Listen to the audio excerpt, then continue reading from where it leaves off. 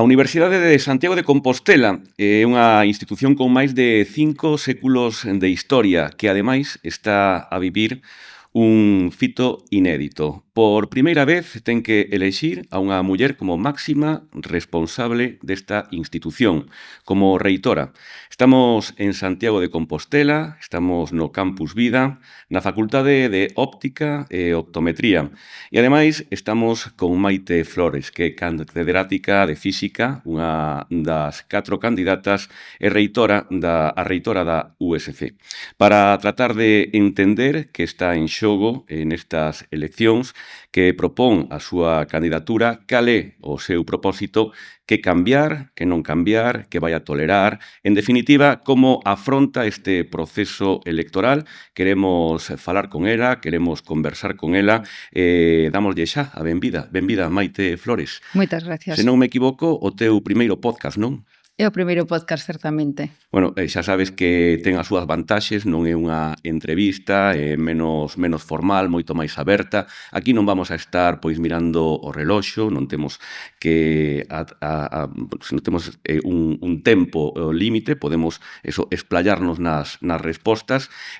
Obviamente non vai a ser unha conversa pois a cara de can, vai a ser unha conversa tranquila, sen ningunha animadversión a ninguén, pero o que si lles podemos prometer é que vamos a comezar a deixar claras algunhas cousas, cuestións de moito interese, que por moi complexas e incluso incómodas que poidan parecer, pois temos que tratar. Para proba un botón, Maite, queremos pois empezar xa con unha cuestión que está nas rúas, estáse falando moito dela, preguntas que se están a facer moitos membros da comunidade da USC, que pasou co teu cese na Comisión Interuniversitaria de Galicia, e tamén como esa advertencia pois da Comisión Electoral por unha presunta utilización de recursos públicos da USC para facer campaña. Agora mesmo, se calquera persoa que non te coñeza teclea no Google Maite Flores, pois van a ser temas que lle van a aparecer, os primeiriños que lle van a aparecer. Por lo tanto, a pregunta é obligada: que pasou realmente? Pois realmente é certo que nese momento inicial non aclarei moito a situación, pero a xente que me rodea impuxoume un pouco a que faga constar que pasou, non? O primeiro, deixar claro que en ambos os dous casos que ti citas, eu teño a conciencia limpa, estou realmente tranquila porque ningún dos feitos foi un feito no que eu obrase mal. O primeiro que é o cese como presidente ou como delegado reitor da USC na Comisión Interuniversitaria de Galicia, Sí. foi algo que decidiu o reitor, eu acatei e fixo, parece ser, en aras a que todas tivéramos o mesmo acceso as mesmas ferramentas para enfrentarnos a esta reitoría, non? Bueno, o que non me gustaron foron as formas. Realmente, eu, como decía, tiña a conciencia moi tranquila. Non sei se a todos a temos así, deixo aí eso. Sábese que eu fixen o meu traballo dunha forma ben feita, entón non había incompatibilidade no posto, ni sequera foi por un mal facer. De feito, el dixo que non fora unha perda de confianza. O que quizáis non se deu conta o reitor, non sei se intencionadamente ou por erro, foi indicar que eu puxera o meu cargo a súa disposición por 2 veces dende que decidín presentarme a reitora. Eso penso que é unha mostra máis que segura de que non tiña ningún interese en aferrarme ao cargo para ningunha candidatura. Despois, o que dis con respecto da Comisión Electoral, pois sí, fíxoseme unha advertencia por facer uso dunha canle institucional para promoción de campaña electoral. Non saio do meu asombro, porque cando o WhatsApp é unha canle oficial, un grupo de WhatsApp que fixeran os estudantes fai 2 anos, nos que eu lles trasladei que tiñamos que facer unha xuntanza por motivos propios, e despois lles dixen que unha vez rematasen os exames sería bo que puidésemos falar de algunhas cousas. Se isto é campaña electoral, que veña Deus e o vexa, non? Penso que realmente sí que se obrou de algún xeito, pois non de unha forma totalmente correcta por parte da comisión, porque en ningún momento se me dixo nin se fora unha decisión de oficio, se houbera unha denuncia por parte dun colectivo de algunha persona en concreto e nunca se me deu trámite de audiencia, é dicir, non se me deu a posibilidade de explicar esta situación, que era unha canle que un WhatsApp cando eso foi unha canle oficial, non? En calquera dos casos, está claro que isto corresponde posiblemente moita xente o viu así, non somente eu, senón a un sinalamento especial. Eu creo que eso pois de alguna forma algo que non procedía nestes momentos, pero xa fai tempo que me quedou claro que o feito de presentarme a reitora molestaba. Bueno, parece que estamos a falar máis de política que de educación, que de universidade, non? Desafortunadamente, sí. Eu levo tempo dicindo que na universidade non debería instaurarse a política, tal como se entendemos nos por política. Nos somos académicos, estamos aquí para intentar facer política universitaria, pero non política ao uso, é dicir, temos que ser quen de definir a nosa universidade. Tamén por eso non me quixen centrar nesta cousa ou neste feito ou nestes dous feitos que realmente son algo para mí moi menor, porque a direccionalidade é moi clara. Prefiro centrarme en mostrar o que realmente queremos como grupo para a nosa universidade. Pois ímonos a centrar neso, empezamos polo que deberíamos ter que empezar, que non o fixemos así, pero facémolo agora. Quen é Maite Flores para a xente que non te coñeza?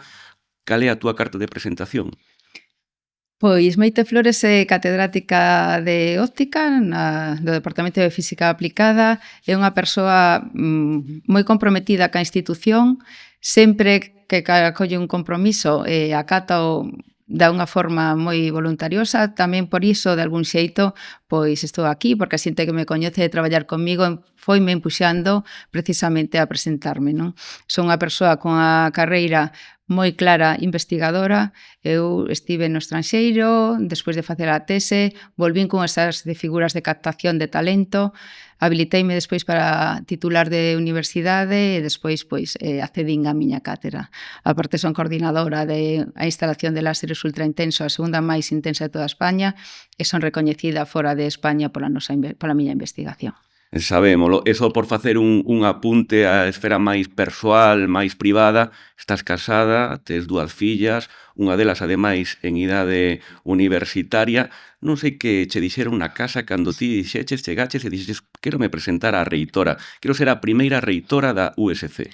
Eu penso que non nos sorprendei.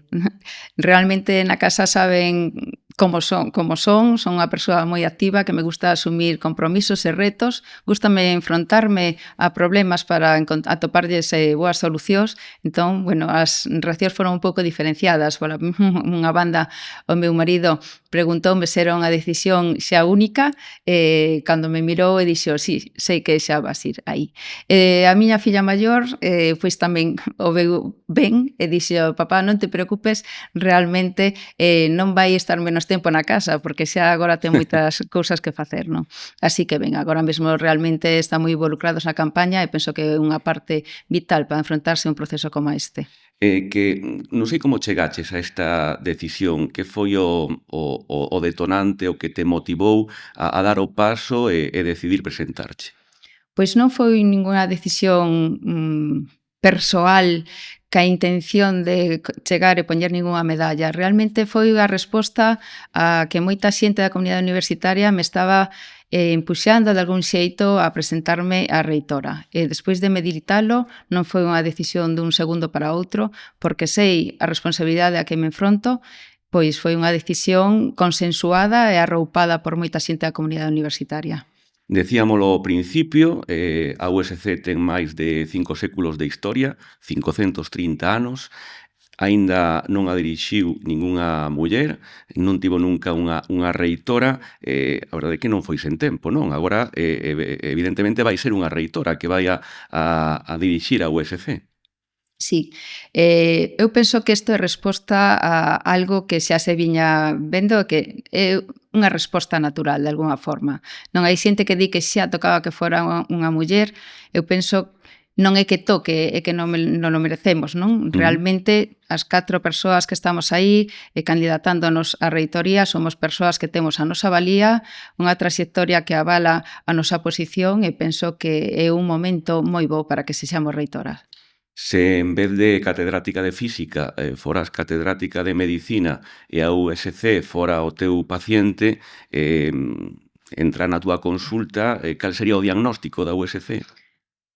Pois sería un diagnóstico de que non está ben, pero podemos recuperar. Podemos facer, temos todavía o sustrato, a materia prima para conseguir recuperar a nosa universidade. Como ti decías antes, ten máis de 530 anos, é unha universidade que ten moito valor. Somente hai que volver reactivalo, hai que recuperar a ilusión. Cal é o maior problema da USC agora mismo? Ademais, un problema que non se adoite decir en público. Pois eu penso que a resposta non é única. Non ten somente un problema. Ten moitos problemas diferentes que fai que agora mesmo estemos nunha situación na que a comunidade universitaria, nos diferentes estamentos que teña perdida a ilusión. Entón, a diagnose non é sinxela, ou mellor dito, a resposta non é única, senón que a diagnose inclúe varios factores, non? Pois o máis que máis se escoita, digamos que é a desatención ás persoas que integran a universidade, porque a universidade é unha institución e cando falamos dela non é un ente abstracto, é a suma de todas as persoas que traballan nela. Desatender esas persoas fai que o resultado sexa malo. Nestas eleccións hai 4 candidatas, está María José López, Rosa Crujeiras e Alba Nogueira. Neste intre, que relación tes con elas? Como é a relación con elas? Pois a relación é boa. Penso que non pode ser de outra maneira. Todas somos académicas, somos catedráticas, somos persoas que antes e despois das eleccións temos que continuar sumando na universidade. Non penso que non podería ser de outra forma a relación. En termos xerais, cal sería a palabra que mellor define a túa candidatura? Podemos falar de compromiso, de ruptura, de evolución, de transformación?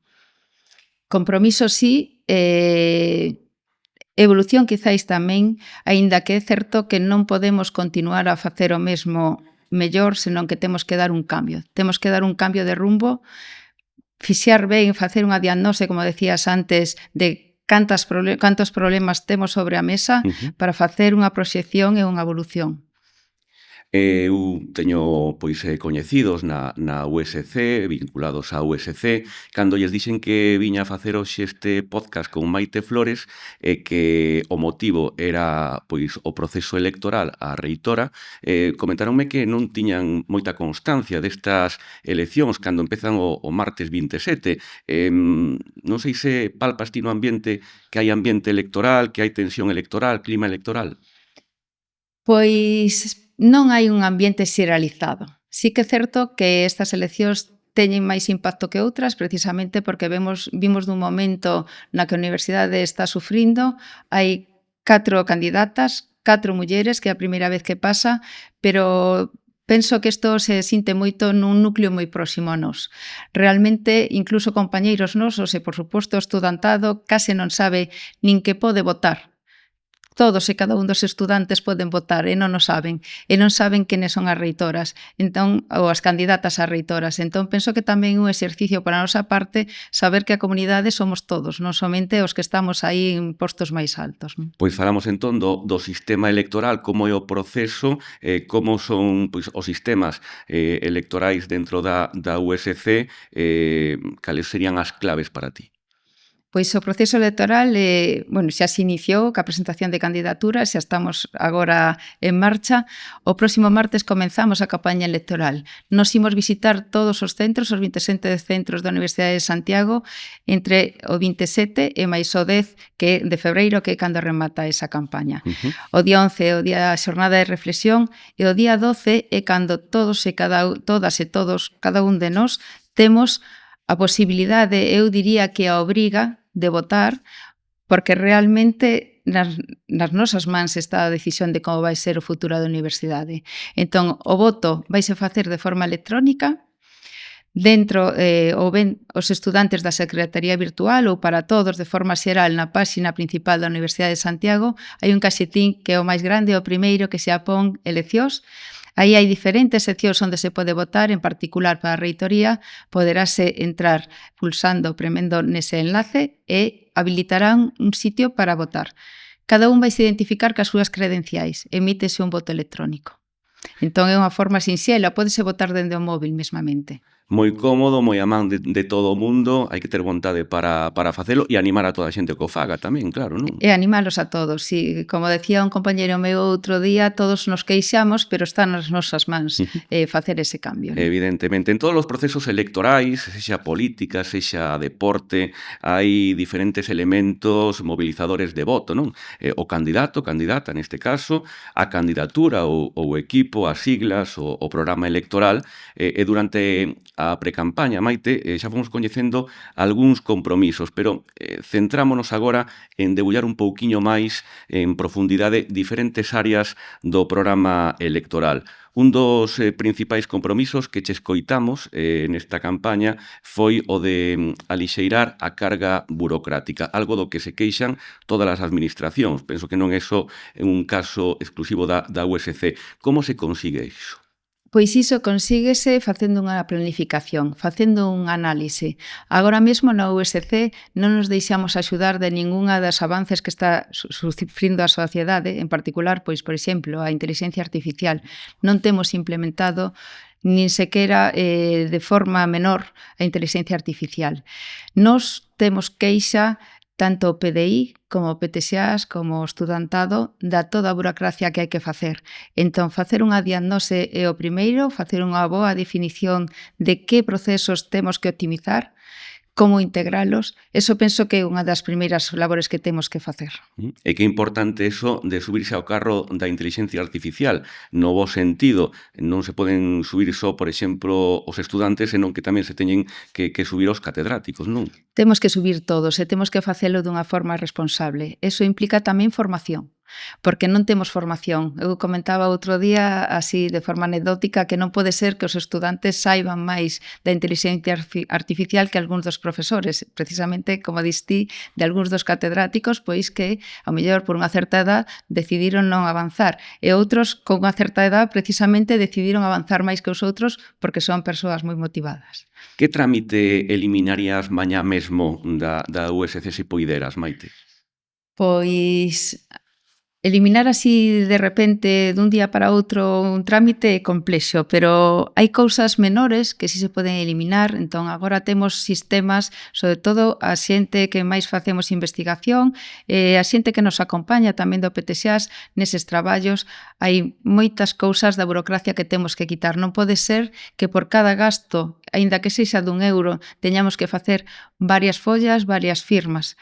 Eso pode axilizar.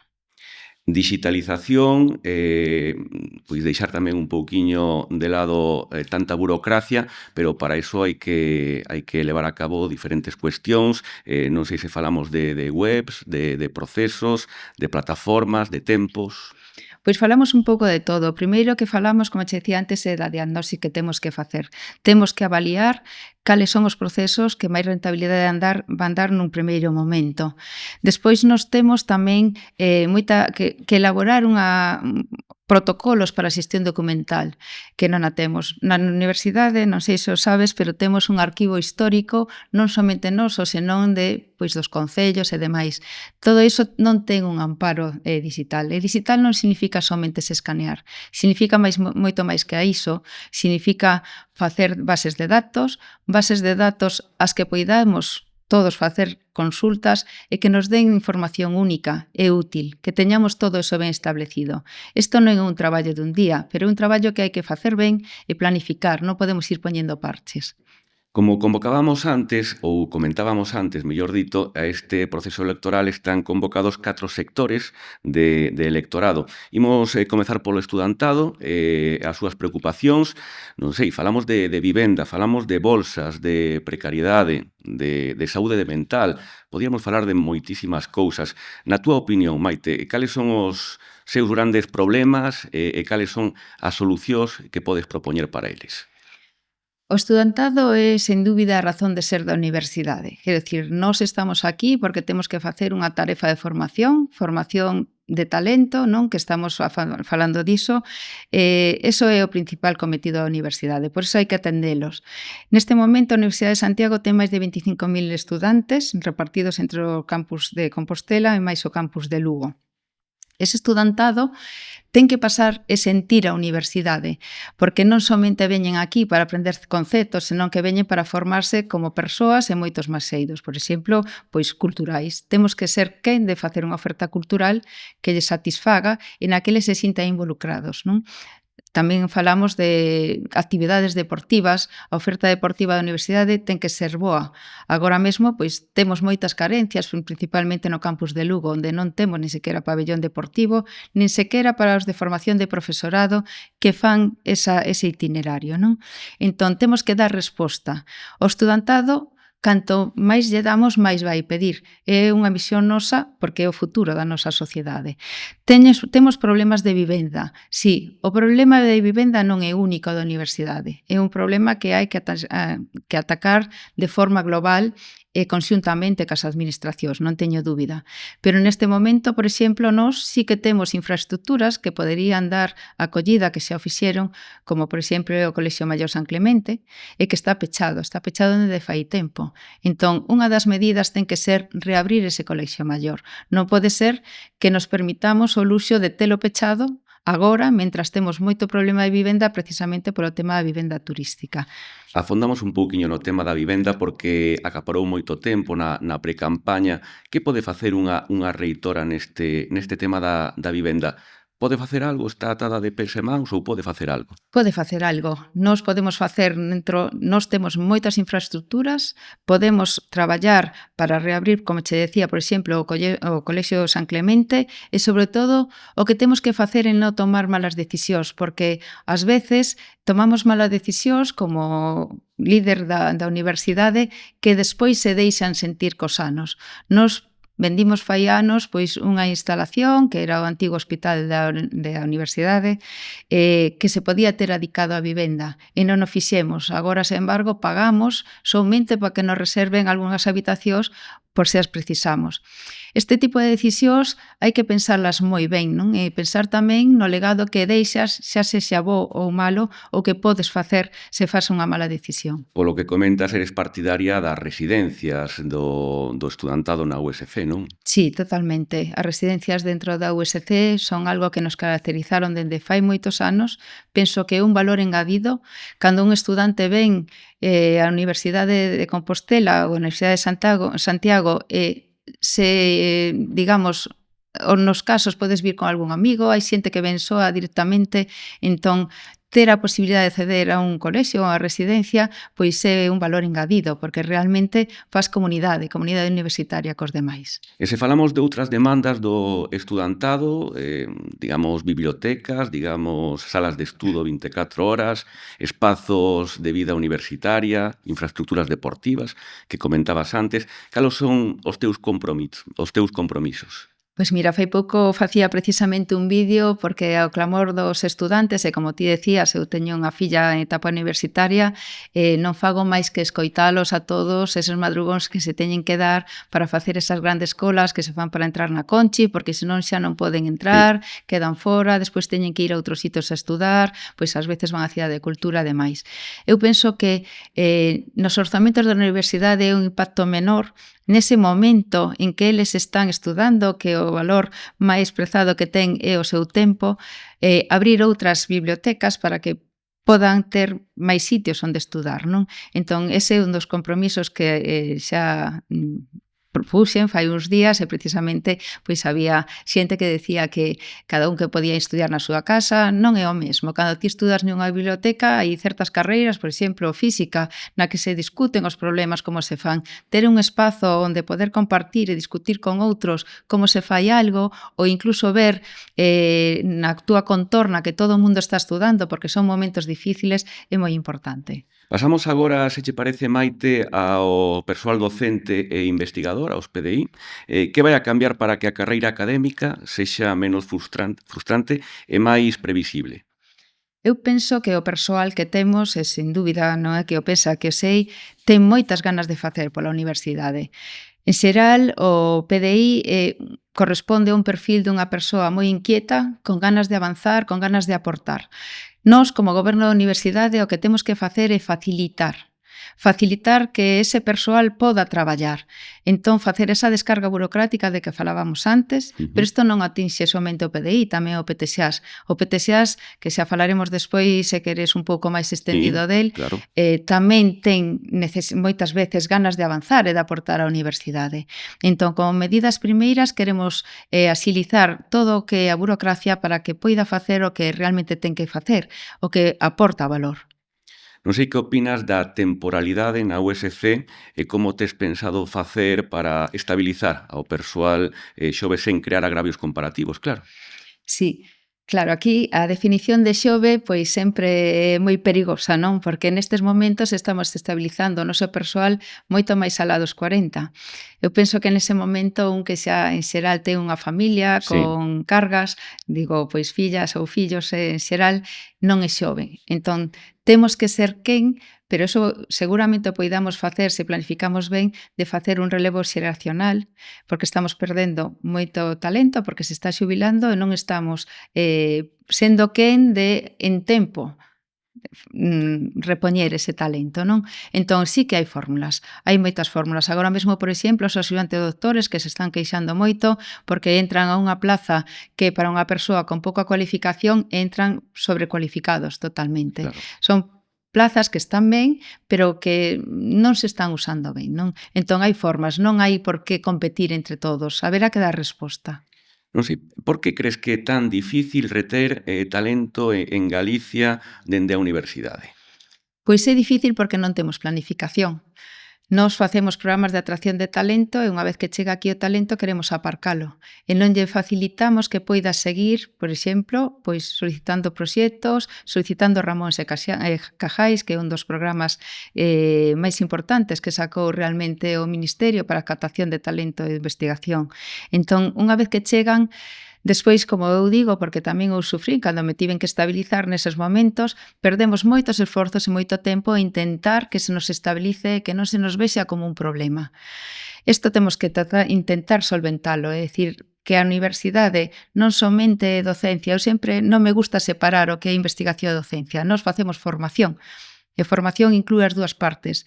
Se algunha ventaxa temos como universidade pública é que precisamente temos moi boa investigación e esa revirte na docencia. Entón temos que dar a contorna a ese talento para que vexa que somos un sitio onde poden traballar de forma aceptable e de forma satisfactoria. Pasamos a outra preocupación recurrente dos PDI, como se vai a garantir ou protexer o tempo para investigar e tamén para impartir docencia de calidade, como se consegue que sexa compatible?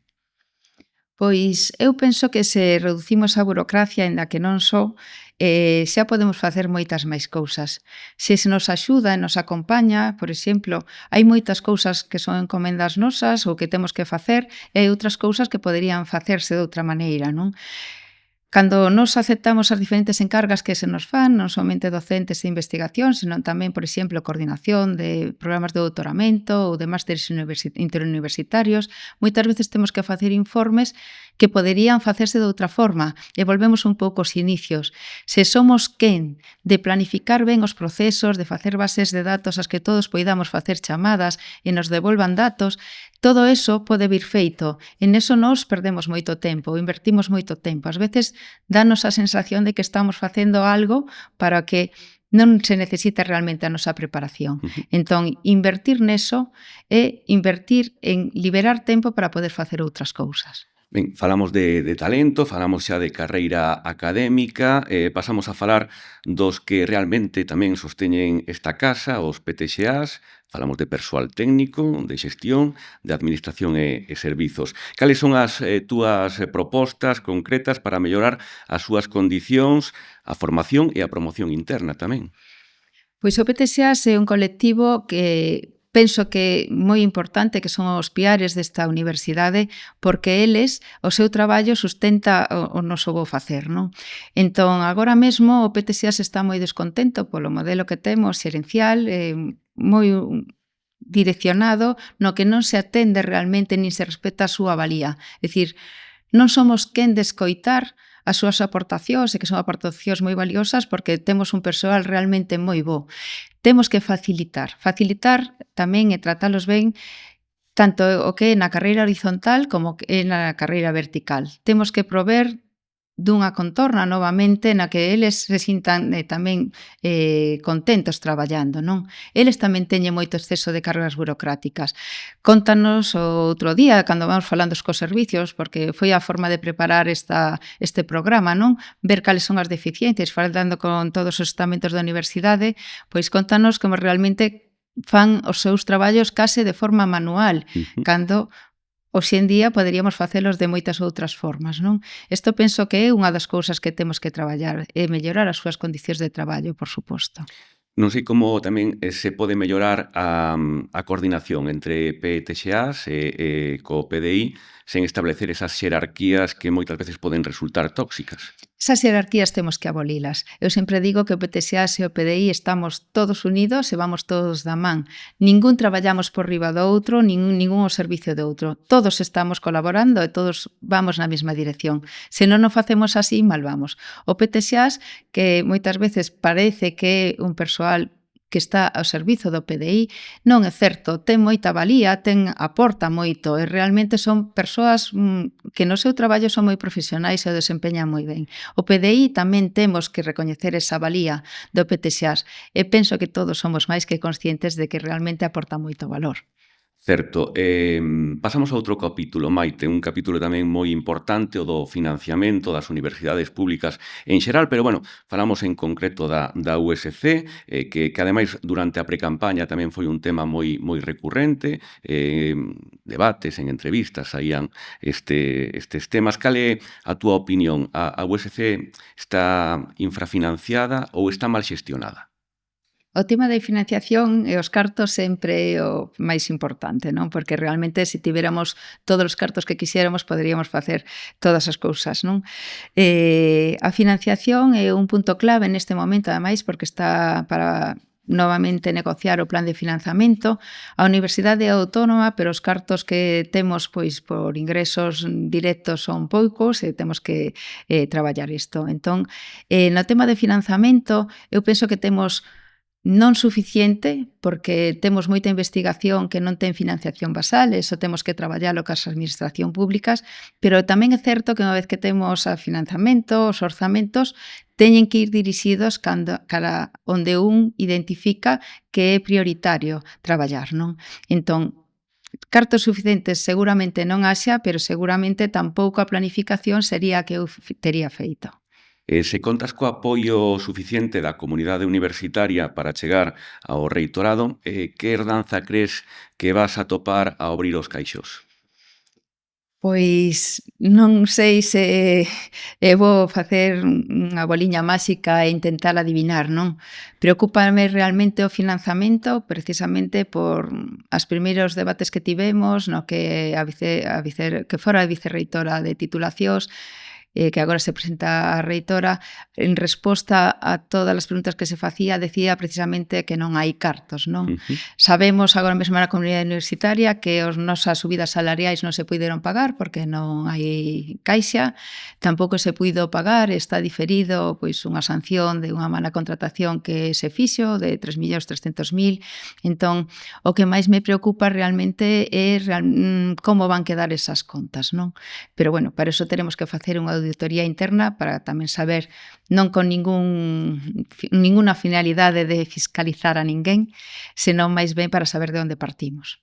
Perfecto. Falamos de outro tema tamén moi importante, Maite, o mapa de titulacións. Que titulacións pensas que están desaliñadas co mercado laboral e ademais coa sociedade actual? Pois non sei se a pregunta ten unha resposta, porque as titulacións desaliñadas co mercado actual, o mercado é cambiante, as titulacións, nós temos moitas titulacións, filoloxías, por exemplo, que aportan un gran valor, podería parecer que xa están desactualizadas, e, sen embargo, nada máis lonxe, non? Nestes momentos, precisamente, estamos nun estadio no que a interrelación entre as diferentes disciplinas é máis importante. Eu ás veces sí que me refería a que temos que actualizarnos, pero no sentido de mellorar as nosas titulacións, non erradicar titulacións que temos, non? Senón dar resposta e anticiparnos ás necesidades da sociedade. E para iso é moi importante estar en contacto ca sociedade. Ás veces a universidade acúsasenos, mellor dito, de que estamos afastados da sociedade. Eu penso que non é de todo certo, pero posiblemente en algún caso teña razón. E como se vai a decidir que graos, que másteres se poden reforzar e cales se deben de reformular, imos a decir? Como te comentaba antes, eu penso que o máis importante sempre é unha planificación. As decisións rápidas e sen meditar son as peores decisións que se poden tomar, porque pode suceder que vayamos facendo parches e que non sexa o camiño. Entón, o que sí que me gustaría facer é un traballo para ver como mellorar algunhas titulacións para facernos como universidade máis atractiva. Non se trata nin sequera de inventar moitas cousas, simplemente pois haberá que ver nas outras universidades europeas que se está facendo de tamaño similar os nosos, que é o que se está facendo. Unha das primeiras cousas que farei como reitora será precisamente eso, é dicir, visitar universidades as que me gustaría seguir os seus pasos, porque pola súa valía e reconhecimento internacional dun tamaño como o noso, non vamos querer ser Harvard agora, non? Ou sí, quereríamos ser Harvard, pero temos que saber que o camiño vai ser pois un pouco máis longo e implementar cousas que están funcionando noutros sitios, que teñen éxito. Nun debate recente, as candidatas amosastes tamén posturas diferentes respecto á docencia híbrida online. Lembramos cal é a túa postura ao respecto? Si, nese debate recente eu penso que se quixeron malinterpretar as miñas palabras. Eu penso que a universidade, o valor que ten e o profesorado que ten, o contacto cos estudantes é moi importante e vital.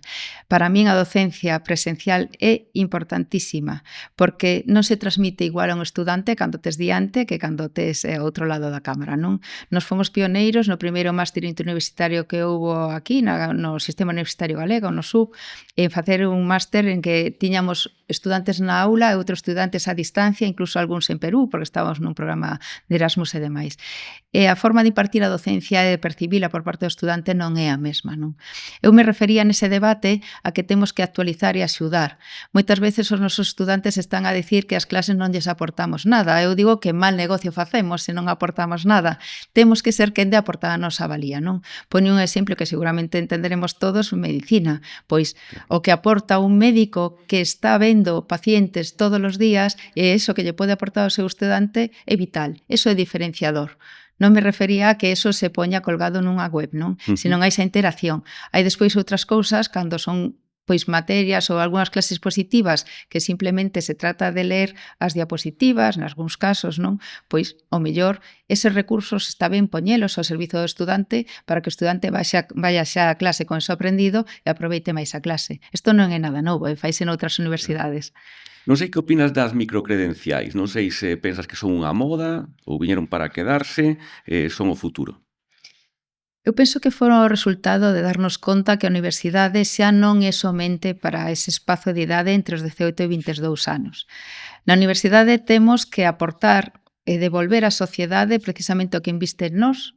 Temos que ser quen de formar, porque formar non somente os estudantes que van de 18 a 22 anos, senón facer formacións específicas adaptadas ao que está pedindo a sociedade, ao que está pedindo a empresa, non? E entón as microcredenciais sí que teñen sentido, hai que facelas tamén, facer un estudio do que se necesita para facer propostas que respondan, neste caso sí, ás necesidades da sociedade, non somente do mercado. E falando de titulacións, temos que dedicar tamén un tempo específico deste podcast, Maite, a falar do que se podría denominar o elefante na habitación da USC, que sería a descentralización da Facultade de Medicina que tanto se ten falado. Ti comentaches en varias ocasións nesta precampaña que vai a ser un fracaso en diferido. Se podes explicar un pouquiño isto. Pois sí, a descentralización de medicina é un tema que tiñamos enquistado fai moitos tempos, que se reabriu agora unha vez máis, pois que tanto digamos, o Goberno Central como o Sistema Universitario Galego pois apareceu cunha idea que parecía a idea máxica, non? Entón asinouse un convenio cunhas cláusulas que son imposibles de cumprir. Ninguén puxo en valor que os únicos que poñíamos un título que no momento da segregación das universidades quedou para a Universidade de Santiago era a Universidade de Santiago e que a única que estaba perdendo era a Universidade de Santiago. Entón, como institución, penso que tiñamos que facer un pouco máis de presión para poñer o noso valor sobre a mesa e que éramos nós os que estábamos dando todos.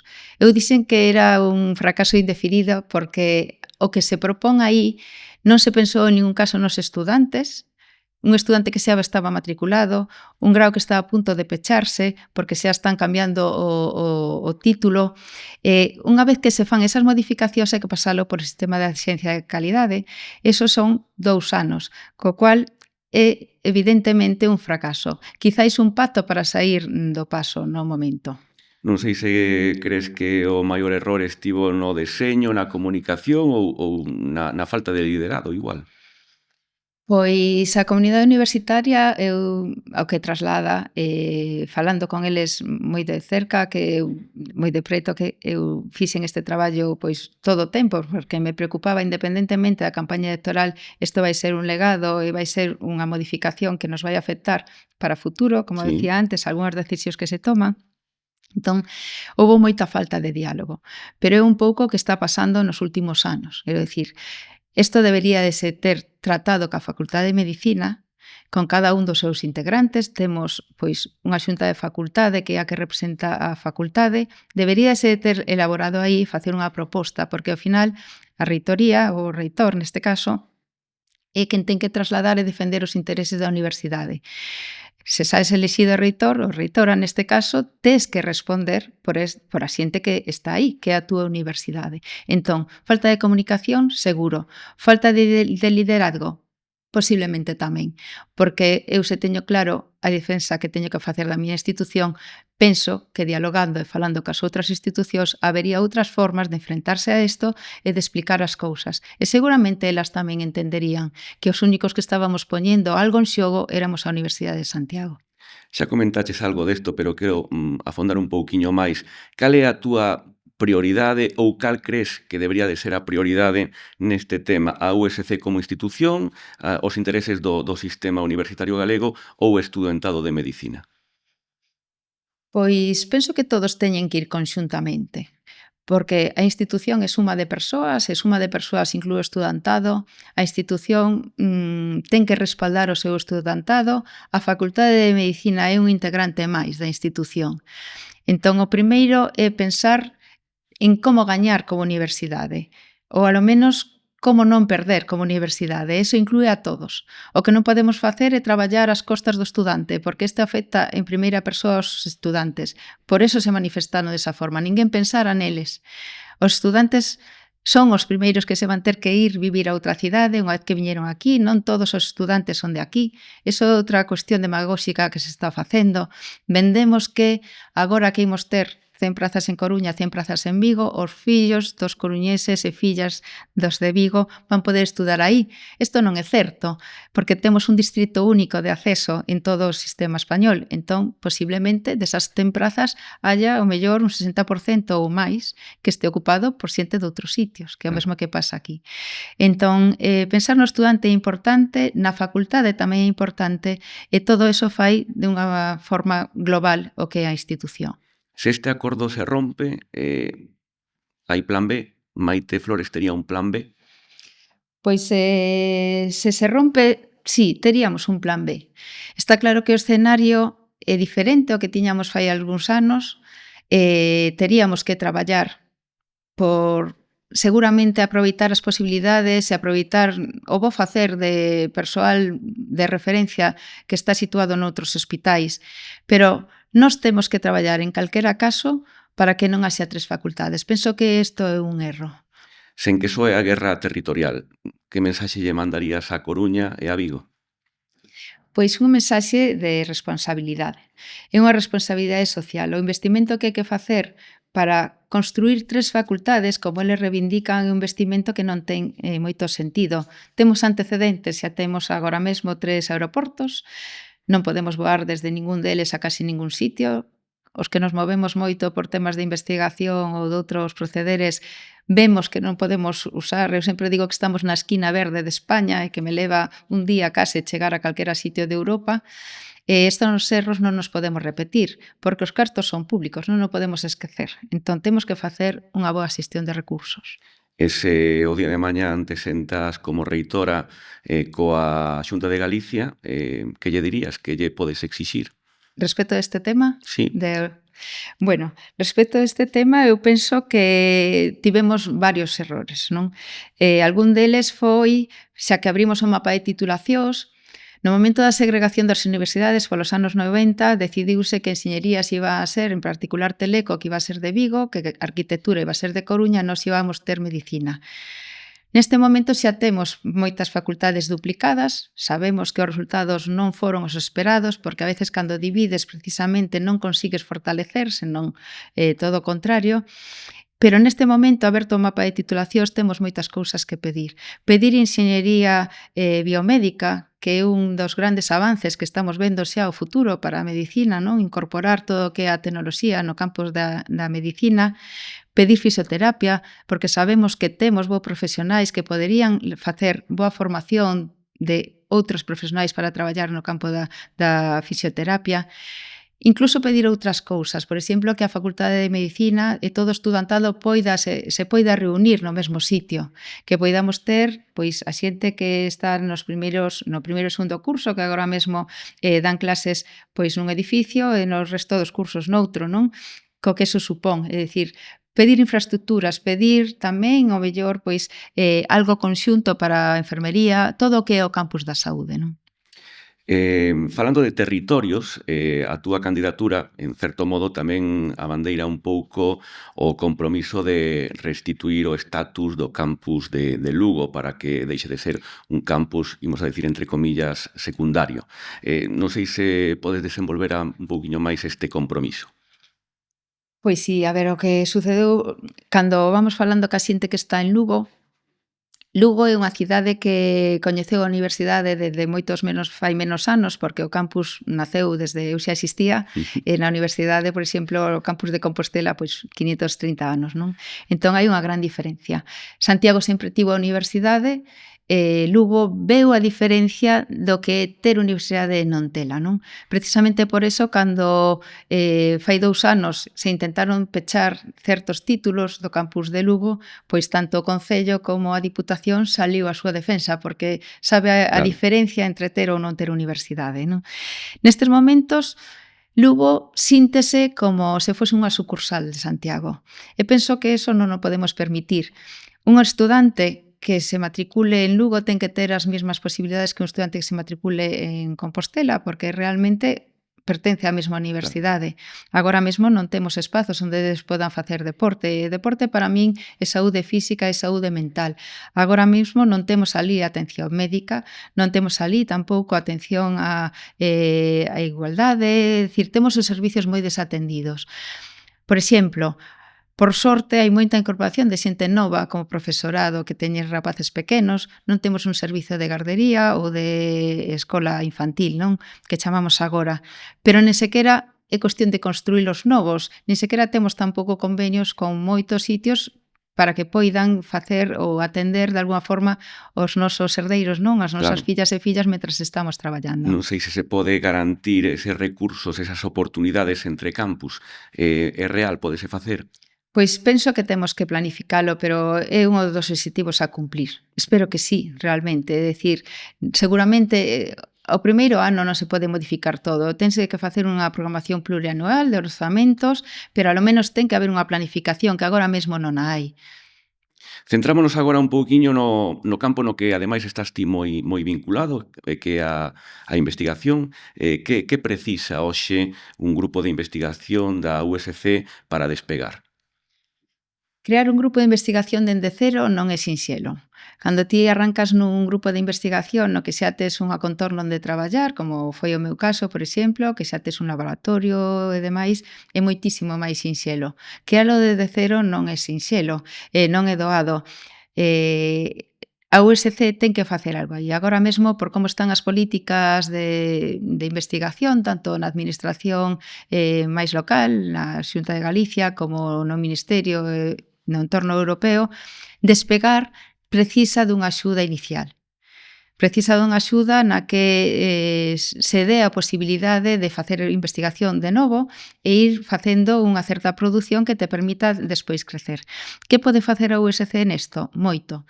Nos temos centros xa de referencia internacional e seguramente tamén podemos facer de algún xeito que eses grupos pequenos, identificar os grupos activos, invertir neles e facer que eses grupos crezan e se poidan solicitar proxectos e conseguir cousas que outros grupos xa teñen máis instalados. Non sei se nos podes comentar un pouquiño que farás para atraer proxectos e financiamento europeo.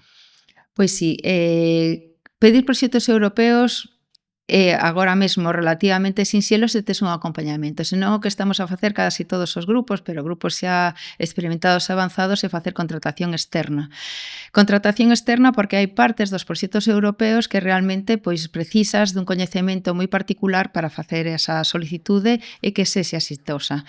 Entón, garantir de alguna forma un acompañamento integral dende o inicio a solicitude do proxecto, identificar convocatorias, facer un mapa de convocatorias, un calendario para que todos saibamos onde podemos facer ou mandar as solicitudes e despois non somente eso, sino que unha vez conseguidos os proxectos teñen moita burocracia. Unha vez máis acompañar, incluso ás veces con administrativos, nem teñen por que ser project manager, non?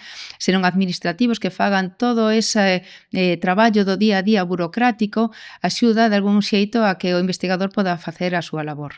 Imos a imaginarnos agora unha USC con Maite Flores como reitora. Que papel xogarían os institutos e centros singulares? Pois os institutos e centros singulares que temos na USC, moitos deles xa están nunha rede Cibus, que é a rede que financiada pola Consellería. Son centros que polo seu traballo e polo seu bo facer conseguiron uns criterios de calidade que lles permitiu estar aí. Dende logo, dende a Universidade de Santiago temos que axudalos e potencialos e teñen que ser de alguna forma para nós referentes. Eu tamén lles pido a eles ese compromiso de guiarnos os demais en como chegar á excelencia, non? Entón, para cos institutos temos que ser quen de facer que sigan traballando como están facendo, que se están facendo moi ben e consigan avanzar e progresar para poñerse en unhas situacións similares. Tamén cos grupos, temos que ser quen de que irnos dando unhas mans aos outros para ir facendo unha axuda e que podamos todos progresar. E como pretendes facer para que, ou lograr para que as ciencias sociais, tamén as humanidades, sexan de segunda categoría en materia de investigación? Pois aquí voite corrixir, porque non teñen que ser de segunda categoría, teñen que ser de primeira categoría, igual que nós, evidentemente. A investigación en ciencias sociais e humanidades que temos agora mesmo na universidade é moi boa, ten moito valor. Simplemente ten a súa idiosincrasia propia e un pouco diferente da que hai en ciencias experimentais, pero agora mesmo se está facendo investigación de calidade, estáse facendo moita transferencia, precisamente o sector, a sociedade, non ainda víamos estes días precisamente proxectos de ciencias de educación onde se poñían en valor robots para axudar os rapaces que están hospitalizados, por exemplo. Todo isto é un valor da sociedade. Da investigación pasamos, Maite, a transferencias, a conexións co tecido empresarial, tamén co mercado laboral. A USC está a transferir o suficiente a empresas, á sociedade? Crees que está facendo o suficiente, que se pode facer máis? Sempre se pode facer máis, sempre podemos mellorar. Eso precisamente o bo que temos na universidade, que sempre temos esa afán de superarnos a nos mesmos. Estamos facendo cousas, podemos facelo mellor, tamén podemos facer un acompañamento desde a universidade. O noso servicio de transferencia, o UBT, que é un dos mellores servizos que temos en toda España, e realmente podemos sacar peito. Pero podemos reforzar o servizo, eles tamén nos trasladan que están afogados pola burocracia. Podemos axudar para que identifiquen tamén dentro da investigación, porque os investigadores, a fin de contas, non podemos saber facelo todo de forma magnífica, non? Evidentemente. Normal. Temos as nosas limitacións como todos e temos que ser quen de prover persoal que identifique onde están os valores para transferir. A universidade, eu sempre digo que ten que colaborar ca empresa, por suposto, non ten que estar ao servizo da empresa, pero sí que ten que traballar conxuntamente con ela. E que modelo defendes? Porque hai moitos, spin-off, patentes, contratos, innovación aberta. Todos eles están ben considerados e todos eles teñen que ter lugar dentro da universidade. Pasar da investigación básica a poñer unha empresa é un salto vacío. Entón, polo medio, ten que haber moitas cousas. Para facer unha empresa de base tecnolóxica, tes que identificar algo que sexa patentable, patentalo e despois transferilo e despois desenvolvelo. Eso non é tan sinxelo, é un proceso que leva tempo. É un proceso no que se non temos axuda, non temos respaldo, moitas veces nos desistimos. Entón, é certo que temos tamén que facer ese traballo de transferencia. Ese traballo de transferencia porque é a única forma de que a sociedade avance. Eu sempre digo que o compromiso da universidade é devolverlle con creces o investimento que fixo a sociedade en nós. Outra pregunta tamén que quería comentarche, quería facerche, como evitar que Universidade de Santiago de Compostela, USC Empresas, se convirta, pois eso, en precarización. Non ten que se convertir en precarización.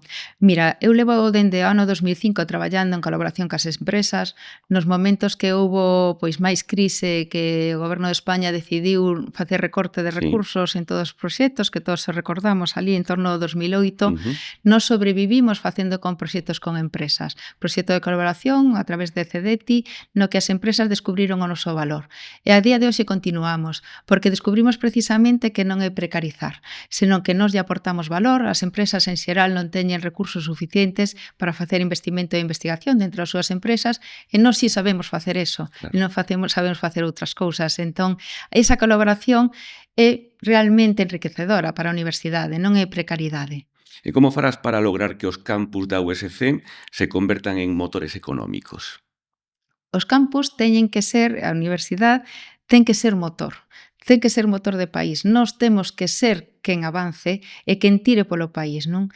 Non sei se exactamente só motor económico, porque somos universidade pública, non estamos aquí para facer unha rentabilidade desto, pero sí que temos que ser motor social. Con isto quere dicir que nós temos que ser os que formemos os mellores profesionais para que despois podan tirar do país. Temos que ser, non podemos ser, intentar estar sobrevivindo. Temos que ser quenes sexamos ou vayamos a cabeza do país, quenes lideremos todo isto. Falando de campus, outro aspecto relevante, ademais para o futuro, é o mantemento das infraestructuras, a conservación tamén das infraestructuras e recuperación do inxente patrimonio que ten a USC. Na precampaña xa avanzaste pois algo dun plan plurianual para infraestructuras. Non sei en que consiste, que comprende, que pode deixar fora isto. Vamos partir dunha premisa. Ter infraestructuras vivas é ter un valor. E ter infraestructuras mortas é ter un lastre. Sí. Entón, a Universidade de Santiago, efectivamente, ten moitas infraestructuras. Ten moitas infraestructuras de patrimonio. E iso, se as mantemos vivas, é un valor. Agora mesmo o que está sucedendo é que temos infraestructuras pechadas e que son, por tanto, un lastre. Temos que traballar para ver como ser quen de poñer todas as nosas infraestructuras novamente en marcha, que se sean vivas e que podamos aportar, abrir as nosas infraestructuras á sociedade. Na nosa cidade, que estamos nós totalmente inmersos dentro da cidade, por sorte nesta universidade, temos moito patrimonio que podemos abrir. Eso é cultura.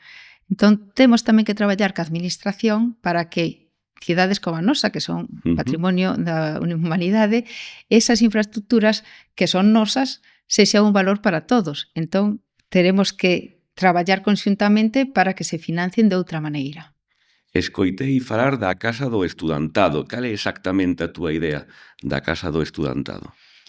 Pois como che decía antes, para min, cando o estudante pasa pola universidade, non pode ser un mero trámite en que nós lle demos uns conceptos, os aprendan e marchen. Ten que ser un momento vital pois de facer vida universitaria. Penso que todos recordamos esos anos de universidade que pasamos pois dunha forma moi satisfactoria. Eu o recordo así en particular porque tiñamos espazos onde compartir, onde debatir, onde poñer cousas en común, en donde construir realmente personalidades e coñecer xente e irse metendo de algunha forma no que vai ser despois o desenvolvemento como persoa, non? Agora mesmo non temos esos espazos. Eu quero estudiar a posibilidade de facer un espazo que sería a Casa do Estudantado, onde prover eses espazos para que os estudantes poidan pois facer os seus eventos culturais, poisan debatir, podan reunirse cando queiran e facer diferentes actividades. É dicir, sentir de alguma forma a universidade de outro xeito. Un compromiso firme que xa asumiches foi o da rehabilitación do auditorio, que ademais dixeches que xa contas con un financiamento pechado. Que máis nos podes contar desta operación? Pois este edificio que leva moitos anos pechado é un edificio do ano 1906 con a capacidade de aproximadamente de 600 butacas que nun momento decidíronse sacar para rehabilitar e, como moitas outras cousas, pechouse a porta e aí está.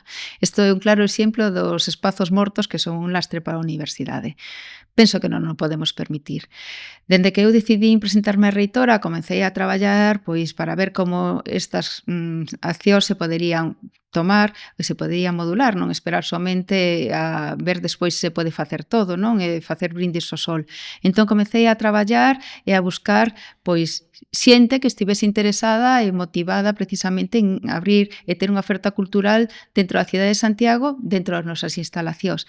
E xa atopei ofertas realmente, xa hai quen está interesado, xa teño máis dun contacto nos que queren reabrir eso con a xa programación cultural que se podería ofertar. Eso penso que é algo que é unha obriga para nós e se o podemos facer, por suposto que faremos. Miramos un poquinho máis aló das fronteiras da USC, falamos de USC Global, creo que che sona, porque pois é un concepto que acuñaches na precampaña. Que representa este concepto da USC Global? A USC Global é a forma que teremos de visibilizar a USC no globo do mundo. É dicir, este non é nada inventado por nós. As universidades de prestixio teñen a súa marca global, porque en xeral de inglés. Pareceunos un bo concepto tamén ou a boa terminoloxía, porque nos tres linguaxes que se empregan máis, pois o inglés, o galego e Sí. o castelán, pois se escribe da mesmo xeito, non?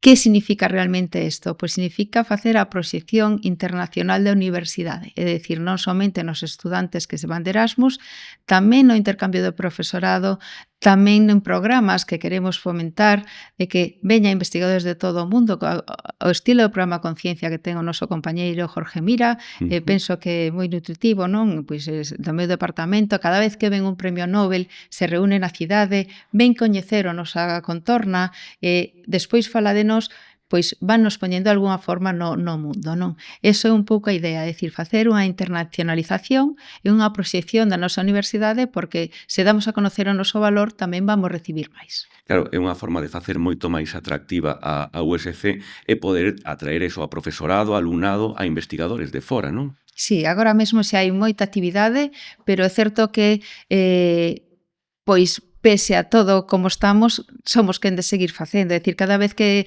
traemos algún investigador de fora, as trabas con que se atopan, porque non hai unha ventanilla única onde se poidan dirixir para facer os trámites. Por exemplo, cando estiven de postdoc en Francia, alguén nada máis chegar me recepcionou, me axudou, me levou ata o banco, me levou ata dar alta da luz e demais.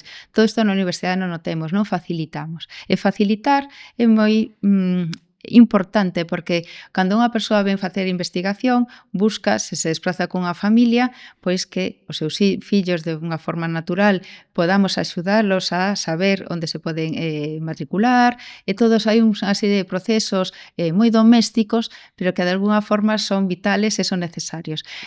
Pequenas cousas que contan, evidentemente, non? Evidentemente. Cambiamos de terzo e imos falar de modelos de gobernanza, de autonomía, tamén de política.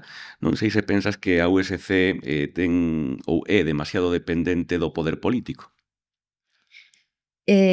Eu aboguei dende o principio que a miña candidatura non leva esa dependencia política, precisamente porque penso que nos temos que facer política universitaria, é dicir, temos que diseñar como queremos que sexa unha universidade da que nos sintamos orgullosos despois de ter a nosas fillas e fillos nesa universidade.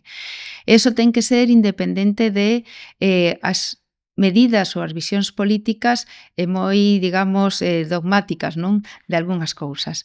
Entón, non instalar a política como entendemos política, dentro da universidade pareceme moi importante, é dicir, non levar esos lazos que nos van condenar a non poder facer cousas que queremos facer. Claro, se accedes ao reitorado, que tipo de relación agardas ter co Concello de Santiago, ca Xunta de Galicia, co Goberno Central? Se accedo á reitoría, comprométome a ter a mellor das relacións con todas as administracións, porque penso que temos que ser quen de nos relacionar, penso que todos temos moito que dicir, que conxuntamente temos que ser quen de facer que a sociedade avance. E que a sociedade avance é responsabilidade tanto da universidade como do Concello e da administración pública. Lendo, de feito, unha entrevista túa hai poucos días, afirmabas que defenderías ou defenderás a autonomía universitaria con todas as consecuencias. Que significa iso? A universidade é totalmente autónoma, pero, curiosamente, a financiación non provén dos nosos fondos, non somos universidade privada nas que poñamos unhas tasas e vivamos desas tasas, non? Sin embargo, a Lei de Universidades di que temos que ter suficiente autonomía económica, e esa ben provista polas administracións, para poder desenvolver os nosos encargos, non? Entón, o que significa ter unha autonomía independentemente da política quere decir que sexa quen este aí, temos que ser quen de transmitir, abrirnos e mostrar cal é o noso valor para conseguir os recursos para facer e poder levar a cabo unha planificación que teñamos feita. Estamos chegando xa ao final da entrevista, Maite. Gustaríame que nos falaras do teu equipo. Un equipo é moi importante. Fálanos dos teus compañeiros, das túas compañeiras. Pois o equipo que elexino, ou mellor dito, encargueilles nos últimos momentos, xa case xusto antes de presentar a candidatura, as diferentes responsabilidades, non, que se teñen que ter. Eu penso que o modelo de universidade ten que cambiar. Non podemos ter un modelo en que toda a autoridade estea tan centralizada como que estemos neste momento. Temos que volver ao modelo de vicerreitorías, e o equipo que conformei ten todo unha gran valía, capacidade de diálogo, de escoitar e, por suposto, despois de decidir. Eu presento un modelo de reitoría na que estará liderada por mí como reitora, sen dúbida, pero a gobernanza será compartida tanto co meu equipo como cos centros de investigación, cas facultades e cos departamentos. E agora xa para rematar facemos unha batería de preguntas que che vou a pedir pois o esforzo de ser un pouquiño máis concisa, é dicir, ir xa máis ao grao ca respostas cunha frase ou dúas frases o que ti estimes. Que liñas vermellas vai haber no teu modelo de xestión? No modelo de xestión non vou ter un modelo de xestión totalmente centralizado na xerencia. A xerencia ten que ter o seu cometido, que está ben definido na lei, pero non pode ser que sexa quen decide todo. O liderazgo ten que ser da reitora. Cales serán as túas primeiras decisións como reitora? Pois as miñas decisións serán, sen dúbida, decisións que se deixarán ver nos primeiros 100 días, pero que non serán unhas decisións tomadas de forma improvisada, serán meditadas. E que non farás, aínda que sexa popular decilo ou facelo? Pois penso que todo o que vai a facer vai ser polo ben da universidade, co cal a popularidade non sei se debería ser total, non? É dicir, cando ti apostas por un modelo que che parece que é o mellor para a universidade, pois a popularidade esperaría que fose total. E que farás, aínda que eso sexa impopular? Se penso que a mellor opción para a universidade é non tomada de forma totalmente individual, senón consensuada e falada cos xeitos, decidir.